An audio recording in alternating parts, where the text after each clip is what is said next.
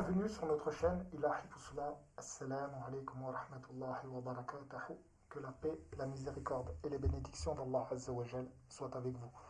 Avec la permission d'Allah, mashallah, une fois de plus, nous sommes présents ici avec vous pour la continuité de notre étude eschatologique à travers le livre Kitab al-Fitan. Avant toute chose, comme vous le savez tous, excusez-moi, nous allons débuter, Inch'Allah, ce soir, le mois de Ramadan. Par ce biais, je voudrais en profiter pour vous souhaiter à tous et à toutes que ce mois-ci soit une source de lumière, une source de sagesse, et qu'à travers ce mois-ci, Inch'Allah, vous puissiez arriver à des moments de réflexion qui se finaliseront par une paix intérieure qui elle-même se reflètera sur vos visages ainsi que sur vos œuvres. Inch'Allah, que Allah Azza wa Jal accepte vos du'as, vos prières, ainsi que vos invocations. Et Inch'Allah ta'ala, vous n'oublierez pas, à travers vos invocations, la communauté musulmane, ainsi que toutes les personnes qui ont besoin de nos du'as, Inch'Allah. Allahumma amin. Pour en revenir à notre vidéo, que moi j'ai intitulée Le Harj, nous allons étudier, Inch'Allah ta'ala, le chapitre numéro 14 de Kitab al-Fitan. Donc, pour ceux qui suivent nos vidéos, se poseront la question de pourquoi nous passons directement du chapitre numéro 8 au chapitre numéro 14. Nous devrions étudier normalement le chapitre numéro 9. La raison est que le chapitre numéro 9, 10, 12 et 13 de Kitab al-Fitan ne sont pas des chapitres spécifiquement eschatologiques. Ils traitent d'autres sujets, notamment le chapitre numéro 9 traite de la différence qu'il y a entre ce qu'est un calife et de ce que est un roi. Donc ce ne sont pas spécifiquement des sujets eschatologiques, c'est la raison pour laquelle j'ai préféré mettre ces chapitres de côté, qui sont très intéressants, qui ne sont pas, que vous pouvez étudier, mais qui ne sont pas spécifiquement eschatologiques. Dans le seul chapitre qui est vraiment eschatologique, c'est le chapitre numéro 11, si je ne me trompe pas, Wallahu a'lam, qui traite de caractères eschatologiques comme El-Mansour ou As-Saffah, qui sont des caractères eschatologiques que l'on devrait voir apparaître à la fin des temps, Wallahu a'lam. Lakin, c'est un chapitre, cependant, excusez-moi, c'est un chapitre qui est réutilisé dans les chapitres futurs de Kitab al-Fitan, donc je n'ai pas voulu rentrer dans les répétitions. C'est la raison pour laquelle j'ai préféré directement passer au chapitre numéro 14, Inch'Allah. Donc vous, pour ceux qui suivent nos vidéos, plutôt, excusez-moi, le trouveront sous le titre de la préservation contre les subversions et, si je ne me trompe pas, excusez-moi, et la recommandation de s'y abstenir. Donc, ça, c'était une petite précision pour ceux qui suivent notre étude à travers la traduction française de Kitab al-Fitan. Donc, moi, je l'ai intitulé le Harj parce que c'est vraiment, après vraiment une lecture complète du chapitre, qui est un long chapitre dans lequel j'ai pris énormément de plaisir à traduire et puis à lire et puis à étudier. Inch'Allah, vous prendrez aussi le même plaisir que j'ai pris, Inch'Allah. Mais donc, c'est un chapitre qui est assez long et que l'on va aborder Inch'Allah, sur 3 ou 4 vidéos, Inch'Allah. Donc, avant de rentrer vraiment dans l'étude de Kitab al-Fitan, dans le chapitre en elle-même, il n'est pas expliqué certains points du chapitre, que moi j'ai intitulé le Harj. Donc, avant de rentrer vraiment dans l'étude, moi je voudrais vous présenter sur ce que l'on va faire dans ce chapitre. Donc dans un premier temps, nous on va voir ici dans ce chapitre de ce qu'est El-Harj. Dans un deuxième temps, on va aussi voir qui est concerné par le Harj. Dans un troisième temps, on va voir quel risque le Harj il représente pour la communauté musulmane. Dans un quatrième temps, que faire pour ne pas tomber justement dans cette fitna qui est nommée al-Harj. Dans un cinquième temps, comment et quand les Sahaba ont-ils supposé être confrontés excusez-moi, justement à cette fitna.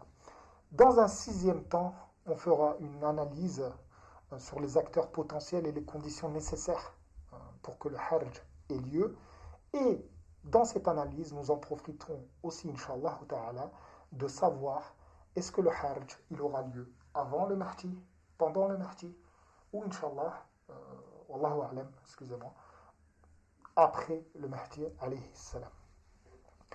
Donc, si vous le voulez, sans trop perdre de temps, commençons par les premiers et les deuxièmes points, qui sont de qu'est-ce que el-Hajj et de qui est concerné par le Hajj. Donc, on va se mettre comme ça. A'udhu billahi minash shaitanir rajim. Bismillahir rahmanir rahim. Alhamdulillahi rabbil alamin.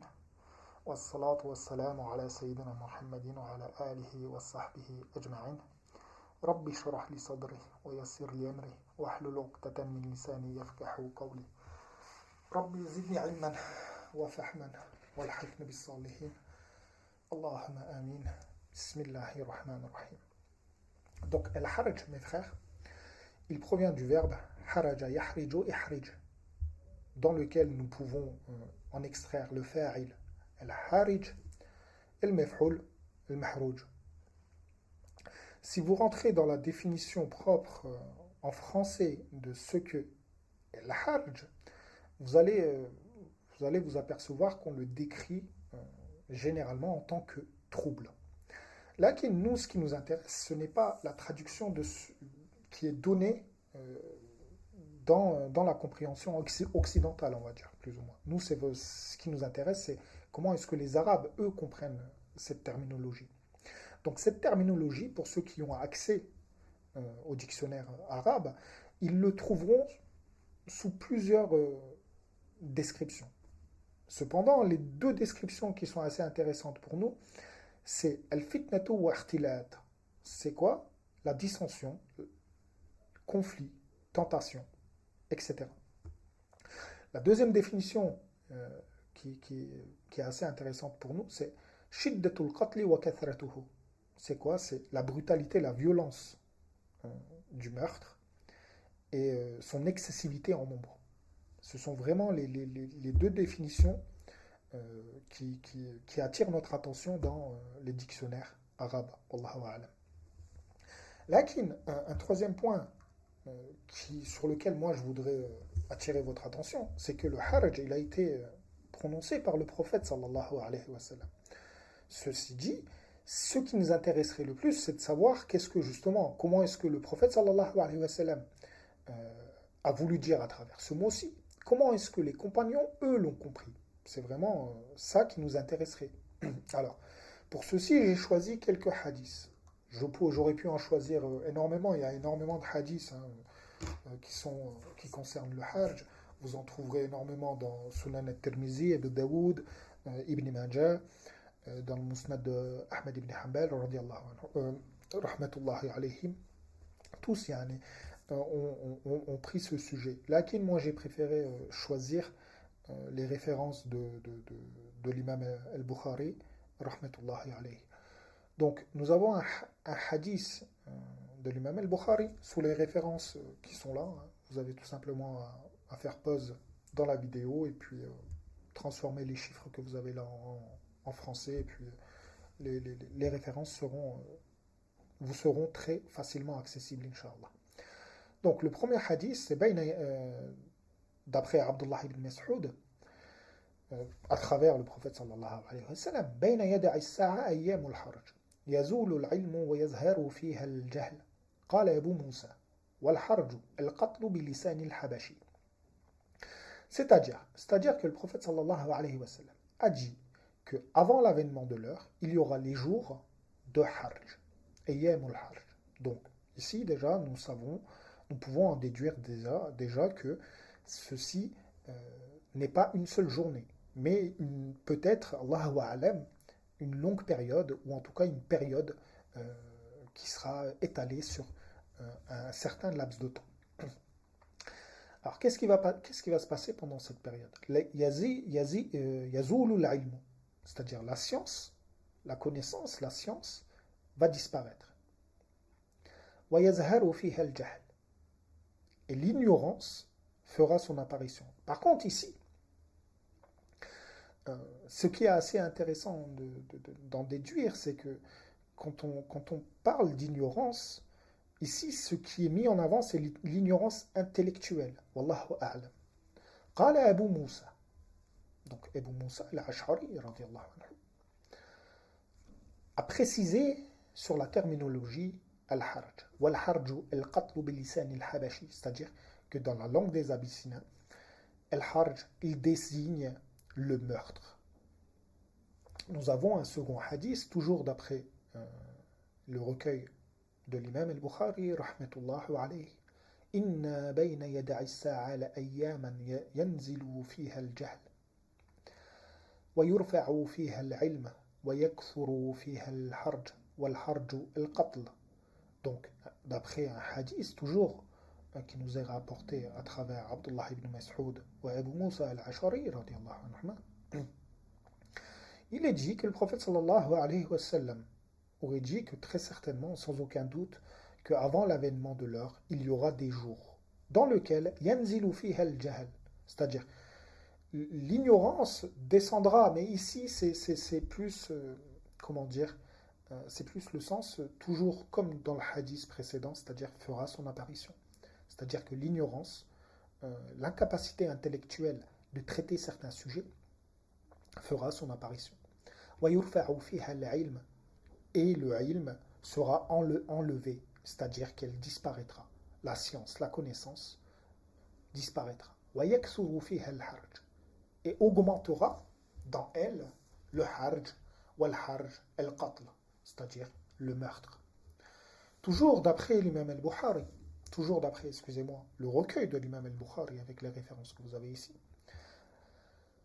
Le prophète sallallahu alayhi wa sallam, d'après Abu Hurayra radiyallahu anhu, aurait dit: La takumu sa'a hatta yuqbad al-ilm wa takthur al-zalazil wa yataqarrab al-zaman يتقارب الزمان وتزحر الفتن ويكثر الحرج والقتل وهو القتل حتى يكثر فيكم المال فيفيد. Donc, toujours un hadith qui revient au même sens, c'est-à-dire que l'heure n'aura pas lieu tant que la science n'aura pas disparu, c'est-à-dire n'aura pas été enlevée. Et takthur al-zalazil, c'est-à-dire que les tremblements de terre augmenteront. وَيَتَقَارَبَ الزَّمَانِ.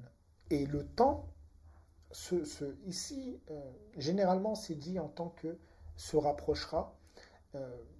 Le sens qui s'y rapproche le plus, d'après moi, wallahu a'lam, c'est que le temps se contractera. وَتَزْحَرَ الْفِتَنِ, c'est-à-dire que les fitnas feront leur apparition. وَيَكْثُرَ الْحَرْجِ, et augmentera le harj. وَهُوَ الْقَتْلِ, et le harj et le qatl, c'est-à-dire que le meurtre, augmentera. حتى يكثر فيكم المال فيفيد. Alors, à un tel point, ici, on pourrait avoir la tentation de faire la liaison. Je vais prendre simplement un stylo pour que vous compreniez bien. Alors ici, hatta, ce sont des lettres, pour les traduire, pardonnez-moi, excusez-moi, pour les traduire en français, ce sont des lettres de liaison. Alors, soit cette lettre, elle s'accorde à ici, soit elle s'accorde directement au début du hadith, wallahu a'lam. Donc, si vous accordez cette lettre à celle qui la précède, ça voudrait dire que le meurtre augmentera à un tel point que comment dire, augmentera en vous les biens, c'est-à-dire l'argent. C'est-à-dire qu'il y aurait une liaison entre le fait que les biens et l'argent augmentent chez les musulmans avec justement cette période du harj. Ou sinon, de faire la liaison directement avec la takumus sa'a, c'est-à-dire l'heure n'aura pas lieu tant que justement augmentera en vous les biens et l'argent. Wallahu a'lam. Wallahu ta'ala a'lam. Nous, ce qui nous intéresse pour l'instant, c'est vraiment qu'est-ce qu'est el harj. Donc, el harj, d'après ces trois hadiths, et j'aurais pu en mettre énormément d'autres, mais je préférais le limiter à trois, à travers le recueil de l'imam al-Bukhari, qui sera assez suffisant pour définir qu'est-ce qu'est le harj. El harj, comme nous avons pu le voir, Inch'Allah, c'est el-qatl, c'est-à-dire le meurtre, wallahu a'lam, c'est-à-dire que c'est vraiment le meurtre. Alors, à ce stade-ci, on pourrait se dire, oui, d'accord, c'est le meurtre, mais est-ce que c'est le meurtre général? N'a-t-il pas une particularité? Parce que le prophète sallallahu alayhi wa sallam, si, wallahu a'lam, s'il aurait simplement voulu désigner le meurtre, il y a d'autres mots en arabe, comme le qatl, qui désigne le meurtre. Là, qu'il a vraiment voulu attirer, je pense, wallahu a'lam, qu'il a voulu attirer l'attention sur cette fitna particulière en le dénominant avec une particularité grammaticale qui est différente pour justement sa spécificité. Et ça, nous le retrouvons à travers d'autres hadiths. C'est-à-dire que nous avons beaucoup plus d'informations sur d'autres hadiths qui nous montrent justement cette spécificité, wallahu a'lam. Alors, entre qui aura-t-il lieu le harj, justement pour voir cette spécificité?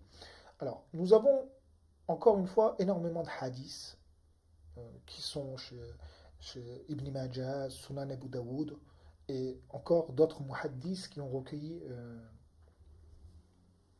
sur ce sujet-là. Wallahu a'lam. Lakin, moi, j'ai préféré vous choisir le hadith numéro 67 et le hadith numéro 10 de Kitab al-Fitan, parce que ce sont des hadiths que l'on a déjà étudiés, et aussi le complémenter avec le hadith qui se trouve dans Sunan ibn Majah avec ces références. Donc voyons enfin, on a vu que le harj c'était le meurtre, maintenant voyons, est-ce que c'est un meurtre anodin? Voilà, n'a-t-il pas une spécificité particulière? Voyons avec les paroles du prophète sallallahu alayhi wa sallam. D'après Abu Musa al-Ash'ari radiyallahu anhu, قال رسول الله إن بين يدعي الساعة لحرجا قلت وما الحرج قال القتل قلنا أكثر ممن يقتل اليوم قال والمسلمون في فروجهم يومئذ قال ليس بقتلكم الكفار ولكن يقتل بعضكم بعضا حتى يقتل الرجل أخاه وابن عمه وجاره. Donc, dans le hadith numéro 67 de Kitab al-Fitan, le prophète sallallahu alayhi wa sallam nous dit Inna bayna yada'i sa'a al-harajan, c'est-à-dire que avant l'avènement de l'heure, il y aura le meurtre, al-harj. Qultu wa ma al-harj. Donc, Abu Musa al-Ash'ari, il a posé la question au prophète sallallahu alayhi wa sallam de qu'est-ce qu'est le harj. Et le prophète de répondre al-qatl, c'est-à-dire le meurtre. Qulna, et nous avons répliqué Aktharu mimman yuqtalu al-yawm, c'est-à-dire est-ce que ce meurtre, le fait que les gens meurent, est-il beaucoup plus excessif que ceux qui sont tués de nos jours? قال والمسلمون في فروجهم يومئذ. Et le prophète de répliquer les musulmans seront fi furujihim. Alors, al-furuj, pour ceux qui écoutent mes vidéos, généralement, vous le savez, c'est un mot que je n'aime pas particulièrement traduire, parce qu'il a beaucoup. Ça va dépendre de la phrase dans laquelle il est utilisé. Et généralement, il est utilisé dans d'autres hadiths avec d'autres sens que je n'aime pas particulièrement traduire, parce qu'il peut avoir des sœurs qui écoutent, et je suis assez sensible sur ça. Lakin, dans ce hadith-ci, généralement il est traduit en disant que les musulmans seront dans leur retranchement ce jour-ci, c'est-à-dire le jour où le Hajj commencera. C'est-à-dire que les musulmans seront dans leur retranchement. C'est vraiment la traduction qui est donnée généralement à Furuj et à ce hadith. Lakin, je trouve que ce n'est pas très juste. Pourquoi? Parce que nous allons étudier dans Kitab al-Fitan une particularité euh, de cette période-là dans laquelle le prophète sallallahu alayhi wa sallam nous demande de nous retrancher, de nous préserver plus ou moins dans nos maisons. Et Furuj, ça peut avoir ce sens, c'est-à-dire le retranchement, mais le retranchement chez soi. Donc, wal muslimuna fi furujihim yawmaydhin, et les musulmans en ce jour-ci seront dans leur maison. Ils seront retranchés tout simplement dans leur maison, car ceci sera une prescription du prophète sallallahu alayhi wa sallam pour faire justement la différence entre le musulman et de ceux qui participeront justement au Hajj, qui seront, comment dire, les acteurs du Hajj.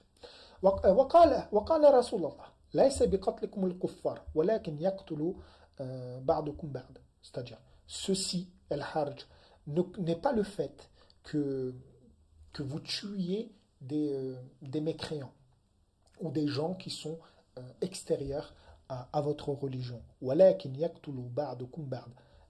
Cependant, vous serez amené à ce que une certaine partie de cette communauté en tue d'autres. Donc moi je vais sur le sens, hein. Je vous le traduis sur le sens, je ne le traduis pas au mot à mot, car la meilleure compréhension c'est vraiment la compréhension du sens. Donc, walakin yaktulu ba'dukum ba'd, donc cependant vous serez amené justement à ce qu'une partie d'entre vous en tue une autre. Hatta yaktulu rajulu akhahu, à un tel point, c'est-à-dire que cette fitna sera à un tel point dans la communauté, qu'elle concerne spécifiquement la communauté, à un tel point que hatta yaktulu rajulu akhahu, c'est-à-dire que l'homme sera amené à tuer son frère, wabna ammi, et le fils de son oncle, wajarahu, et son voisin. Donc on voit ici à travers ce hadith que ceci concerne spécifiquement la communauté de Muhammad sallallahu alayhi wa sallam. Et dans le hadith numéro 10, toujours, qui est marfou', et qui est toujours transmis d'après Abu Musa al-Ash'ari radiyallahu anhu, قال قال رسول الله إن بين يدع الساعة لحرجا قالوا وما الحرج قال القتل والكذب قالوا يا رسول الله قتل أكثر مما يقتل الآن من الكفار قال إنه ليس بقتلكم للكفار ولكن يقتل الرجل جده وأخاه وابن عمه. Donc, encore une fois, dans le hadith numéro 10, nous voyons encore une fois une répétition du Hajj, de la description du Hajj qui a été faite dans le hadith précédent, c'est-à-dire que ici, ce sera une fitna qui concerne spécifiquement les musulmans. Mais il y a une petite précision particulière. Inna bayna yada as-sa'a al-harjan, c'est-à-dire très certainement avant l'avènement de l'heure, il y aura le Hajj. Qalu, donc ils lui ont dit, donc les personnes qui sont autour du prophète sallallahu alayhi wa sallam, pendant que le prophète sallallahu alayhi wa sallam faisait la description du Hajj, wa ma al-Hajj, qu'est-ce qu'est le Hajj ya Rasulallah? Qala al-qatl wal-kadhib, c'est le meurtre et le mensonge. Et ici, pour nous, c'est très important. Eschatologiquement, quand on fait une étude, pour nous, toutes les précisions, c'est important, car ici, nous avons une liaison qui est faite entre le meurtre, le kadhb, et le mensonge. Donc, ce sera une période dans laquelle il y aura un mensonge et dans lequel les musulmans seront amenés à un meurtre général. Wallahu a'lam. Qalu, et ils ont posé la question encore une fois au prophète sallallahu alayhi wa sallam, est-ce que ce meurtre sera plus important que le meurtre, plus ou moins, qu'il y a parmi les kuffars de nos jours? Ceci n'est pas le fait que vous combattiez ou que vous tuiez des personnes étrangères, mécréantes, à votre religion. وَلَكِنْ يَقْتُلُ الرَّجُلُ جَدُّهُ وَأَخَاهُ وَابْنَ عَمِّهِ. Donc, encore une fois, la même répétition que le hadith précédent, c'est-à-dire que la personne sera amenée à tuer son frère, le fils de son oncle, etc. Wallahu a'lam. Et dans le hadith de Sunan ibn Majah, avec les références que vous avez ici, nous avons Haddathana Abu Moussa, donc toujours Abu Moussa al-Ashari, radiallahu anhu, Haddathana Rasulallah, donc marfoua, qui remonte au prophète sallallahu alayhi wa sallam. Inna bayna yada'i sa'a la harjan, c'est-à-dire avant l'avènement de l'heure, il y aura le harj. Qala qultu ya Rasulallah, mal harj, c'est-à-dire qu'est-ce que le harj? Al-qatl, le meurtre. Faqala ba'du al-muslimina ya Rasulallah, inna naqtulu al-an fi al-'ami الواحد من المشركين كذا وكذا فقال يا رسول الله صلى الله عليه وسلم ليس بقتل المشركين ولكن يقتل بعضكم بعضا حتى يقتل الرجل جاره وابن عمه.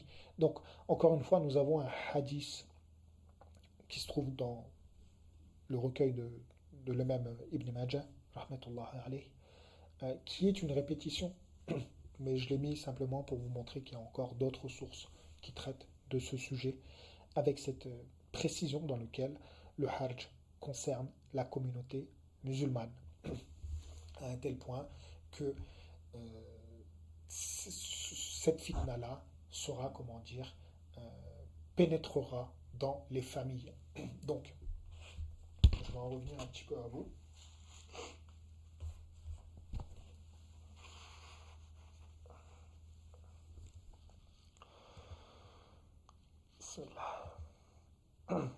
Donc, dans cette vidéo-ci, Inch'Allah, nous avons pu voir, plutôt aborder deux points qui sont vraiment très importants à comprendre. C'est le premier point, qu'est-ce que le harj? Donc, nous avons vu que le harj, c'est le meurtre.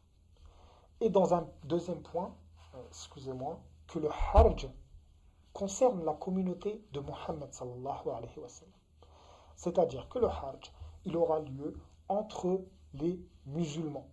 Ce n'est pas une fitna qui sera extérieure, elle sera intérieure à la communauté du prophète sallallahu alayhi wa sallam. Donc, ceci dit, nous avons plusieurs questions qui peuvent faire leur apparition, notamment la question de pourquoi est-ce que les musulmans arriveraient-ils justement au point de s'entretuer, à un tel point que dans la description comme dans la description, excusez-moi, de la fitna, que les personnes seront amenées à tuer leurs voisins. Pour certains, seront peut-être amenés à tuer des membres de leur famille. Astaghfirullah. Que Allah Azza wa Jal nous en préserve. Donc nous voyons que c'est vraiment un sujet qui est très important, qu'il faut étudier et qu'il faut approfondir pour justement pouvoir s'en préserver. Inch'Allah ta'ala. Donc dans cette vidéo-ci, moi j'ai préféré vraiment étudier ces deux points, parce que tout simplement dans le chapitre, pour la raison plutôt, excusez-moi, du fait que dans le chapitre, il n'est pas expliqué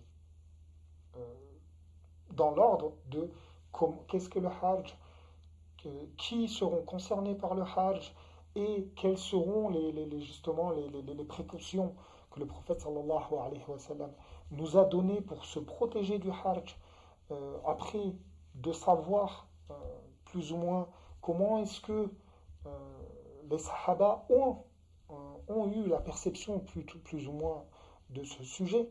Tout ça, toutes ces questions-là, Inch'Allah, nous allons pouvoir, Inch'Allah, les étudier directement à travers Kitab al-Fitan. Donc cette vidéo-ci, j'ai préféré par commencer plus ou moins à vous présenter ce que sera le chapitre.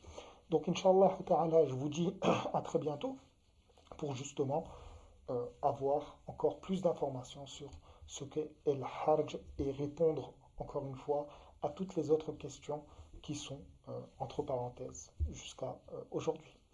Assalamu alaikum wa rahmatullahi wa barakatuh.